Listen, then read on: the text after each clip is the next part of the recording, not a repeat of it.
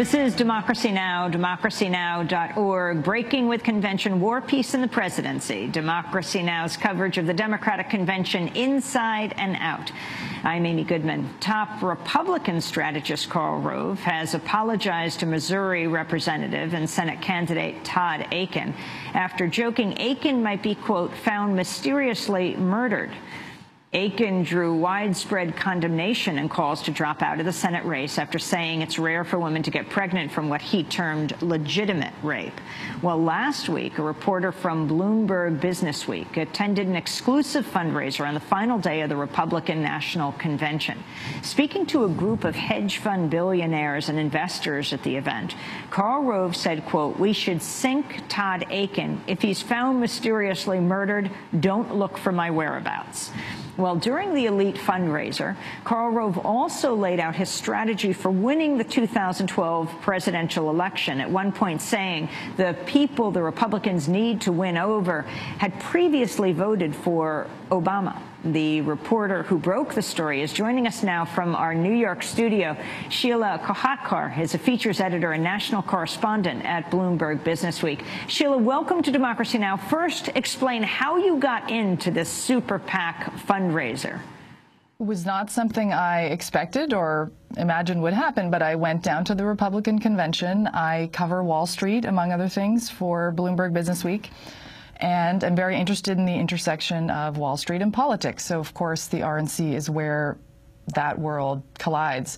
And I got down there to do sort of general reporting on some longer-term pieces I'm working on. And, of course, was aware from my past coverage of conventions that the convention is never really about what's going on in the convention hall, the speeches, all that hoopla. That's really just a sideshow. And the real convention is the parallel convention that's going on in the sort of private dining rooms and clubs and hotels all around Tampa. And that is where the strategists like Karl Rove are meeting with the money, the business men mostly who are increasingly funding this campaign. So unexpectedly, I was invited to this Karl Rove event. I showed up there. I had no idea what it was, what to expect. Once I was inside, it started to become clear to me that this was actually something that was very revealing about the way the election is going, who's increasingly in control of it. And, you know, all I could do at that point was sit there and take it in. So tell us, you went into the Tampa Club, and tell us what this club is, and then just describe the scene for us. Sure. Well, the Tampa Club, I don't know a lot about the Tampa Club. It's in downtown Tampa. It's a very discreet little enclave in a very discreetly marked building. I found myself inside a dining room where there was a lovely breakfast buffet laid out, scrambled eggs and fruit and coffee. And people were mingling, and Karl was greeting guests, and there were a dozen or so round tables in a room with 10 seats at each, and people sort of sat down with their plates. And after the chit-chat ended, the American Crossroads staff took to the podium, and they sort of laid out what they wanted to do. They wanted to update these attendees, the top donors to American Crossroads, billionaire hedge fund managers, industrialists, financiers, people who have been pouring money into Rove's organization to influence the election. They wanted to convey to those people that that money has been well spent. It's been effective. They wanted to explain to them what they've been doing with it, what their strategy has been, and of course, probably the most important aspect of the whole meeting, they wanted to ask for more money because they said, well, we still have a lot of work to do. Their budget is around $300 million for this cycle. They have raised around $200 million of that. They said that they have another $50 million in pledges, although that's not quite in the bank yet. So they wanted to make clear to the folks present that they still need more money, that there's a lot more that they want to do. And explain what American Crossroads is, Sheelah. Sure. Well, as has been covered by my own magazine, by Paul Barrett and others, when Karl Rove left Washington, he figured out another way to make himself relevant to the political landscape. He started a super PAC called American Crossroads. This was about 2 years ago that he started this organization. It can raise unlimited donations from corporations and individuals, and can use that money to try to influence voters and to advocate directly for candidates. He also started a sister organization called Crossroads GPS, which is a social welfare, so-called social welfare organization, nonprofit that is meant to educate the public on issues. And that organization is not supposed to engage primarily in political activity. But, one interesting thing that has been noted elsewhere and that I, of course, observed during this breakfast is that the two are effectively the same. The management is the same. The letterhead on all the materials handed out at the breakfast, was the same. There were forms for donations for both American Crossroads, the Super PAC, and Crossroads GPS. The social welfare organization were handed out to everyone there with instructions on how to wire money to each of them. There was material explaining what the missions are of both organizations, and they're very, very similar. So, one thing that's clear to everyone is that the FEC laws that are meant to create distinctions between these types of organizations are wobbly and are not necessarily being paid much attention to by the people involved in this area. So Karl Rove began to address the group, joined by Haley Barbour, the former Mississippi governor. Yes. So Rove and Barbour are both top advisors to American Crossroads. The CEO of the organization is named Stephen Law. And Law explained, well, these are our two sort of big strategic brains who are helping direct everything that we do. And he said that neither of them are drawing a salary from American Crossroads. They are doing this out of the goodness of their hearts. They're doing it because they think it's really important and because they care. And they then proceeded to lay out, in sort of a back and forth fashion, what their strategy is for dealing with this election and for getting Romney into office. And, Rove sort of focused on the state-by-state intrigue, the data, the political dynamic in each race. He has sort of an encyclopedic knowledge of, every region in the entire country and what the dynamics are there. And he explained to the group that they had conducted extensive focus group testing and they had amassed a lot of data and that they were sharing all this data and they were sort of sharing these focus groups with the other outside fundraising organizations, such as Americans for Prosperity, the Koch brothers groups, and others. So out of all this research, they had created a very specific picture of the type of voter that they need to reach in order to tip the election in Mitt Romney's favor. They said that this is somebody who probably voted for Barack Obama the last time, who actually likes him, even if they don't necessarily like a lot of the things that have happened under Obama's presidency. Maybe they're hurting economically. But it's a very small group of people who fall into this camp. And at one point, Stephen Law asked Rove, well, listen, when can we take the gloves off? When can the campaign get more pointed and more personal? A lot of people think that's more effective. And Rove said, actually, that is not the strategy that's going to work. We need to be respectful. We need to sort of focus on the issues at hand.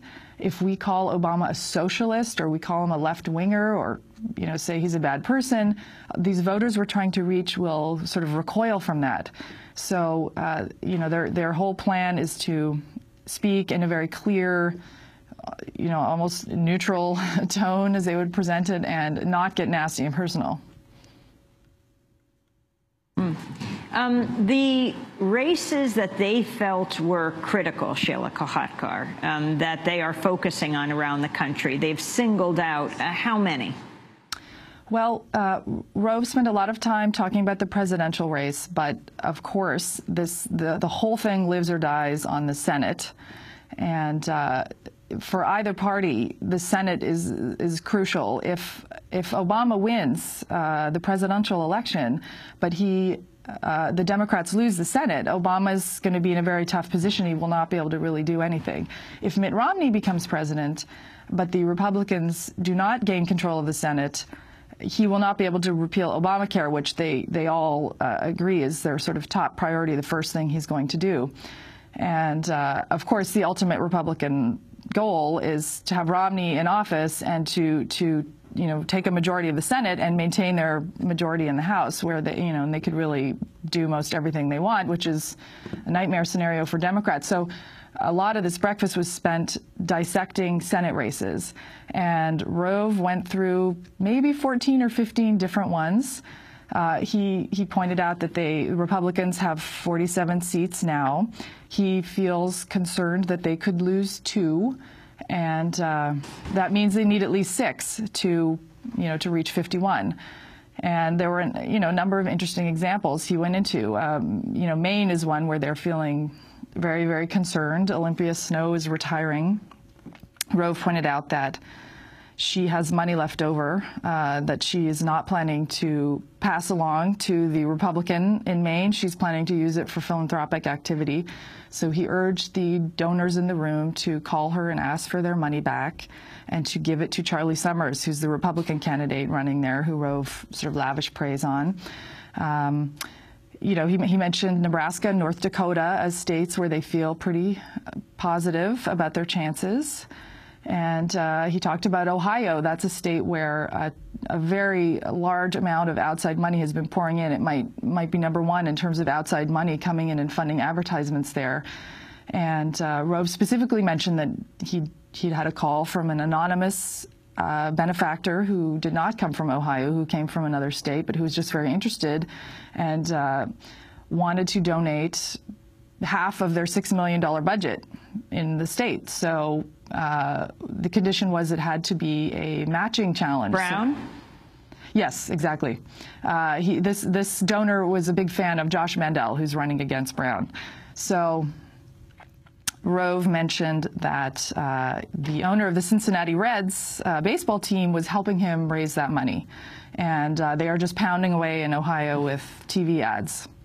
So, a lot of what he talked about was television advertising, but they mentioned as well that they are preparing phone and mail programs in addition to the ads. It doesn't sound like those have been unleashed yet, but that is part of what they have in their arsenal. And Rubio, Marco Rubio in Florida, where, of course, the Republican convention was held, who is running as well. Yes, Rubio came in. He made a brief sort of speech to the group as sort of an intro warm-up act to Rove and Haley Barbour. And Rubio is an interesting case. He's a superstar of the GOP. He was. He would go on to introduce Mitt Romney later that night at the convention, and he stood before the group and he explained to them why American Crossroads and Crossroads GPS were really important, and he used himself as an example. He said that early in his career in 2009, he was preparing to run for Senate. He was a long shot. No one thought he could win. And Rove singled him out as someone with great potential and sent him a check. And he said throughout his campaign, he noticed Crossroads GPS ads playing on TV that were defining the issues in a very clear way that he felt were helpful to him. He, of course, pointed out that, we didn't coordinate with them, of course, because by election law, that's not allowed. But he said this made a huge difference. And then he said to the men in the room, you may feel some shame about what you're doing, giving money to this sort of group. The press will try to shame you, but in fact, this is patriotic. He made a point of saying he doesn't think Obama is a bad person. He just feels that Obama is sort of quashing the entrepreneurial spirit of the American dream.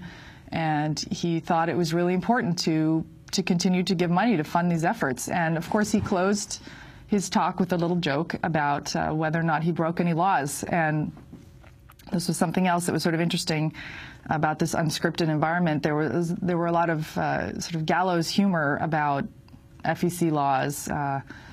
Even American Crossroads as general counsel was introduced as the guy who keeps us out of orange jumpsuits. So, I thought that was very revealing as well. I want to just clarify that Marco Rubio is not running for his Senate seat since he won in 2010, but he certainly is a headliner for other races around the country.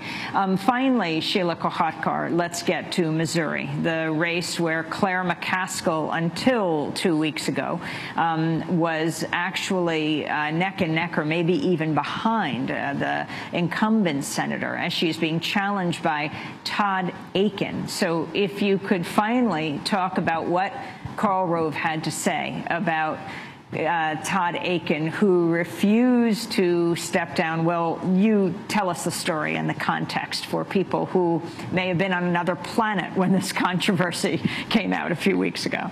Sure. Well, Akin, in various places, has made some very controversial comments about rape, and he said, in the case of a quote-unquote legitimate rape, it's unlikely that a woman will get pregnant. So therefore, there was no need for a rape exception to any sort of law outlawing abortion. Understandably, people got very upset and outraged by this rather preposterous assertion on his part. And Rove expressed extreme frustration with Akin. He made a joke that has gotten a lot of attention about how, he wants Akin out. We should sink Todd Akin, he said. If his dead body shows up, don't come looking for me. He was obviously joking, but it does speak to how strongly he feels about this. He said that they have until the 25th of September to kind of convince Akin to leave the race, because basically as long as he stays in there, Claire McCaskill has a much stronger chance of winning, and she was in serious jeopardy before this whole scandal erupted. Rove then listed off a handful of people who are interested in his seat, his spot on the ticket, if he actually does leave, including a former senator of Missouri, Jack Danforth, who specifically told Rove that the selection of Paul Ryan as Mitt Romney's running mate was actually what galvanized him, because he said, well, this indicates to me that Romney is really serious about tackling entitlements and entitlement reform, so I want to get in on that. So there's this whole group of people sort of champing at the bit to take over Akin's spot, and Akin so far is, refusing to buckle, even though all of his financial support, from the Republican committee, from outside groups, has all been withdrawn and redeployed to other states where they feel that they have a better shot. Sheelah Kolhatkar, I want to thank you very much for being with us. She's the features editor and national correspondent at Bloomberg Businessweek, and we will link to your article at democracynow.org. She got into that meeting of Karl Rove at the Tampa Club. The piece is called Inside Karl Rove's Billionaire Fundraiser. This is Democracy Now!, democracynow.org, the War and Peace Report. We're breaking with convention. When we come back, we're going to look at the South as we broadcast from here in Charlotte, North Carolina.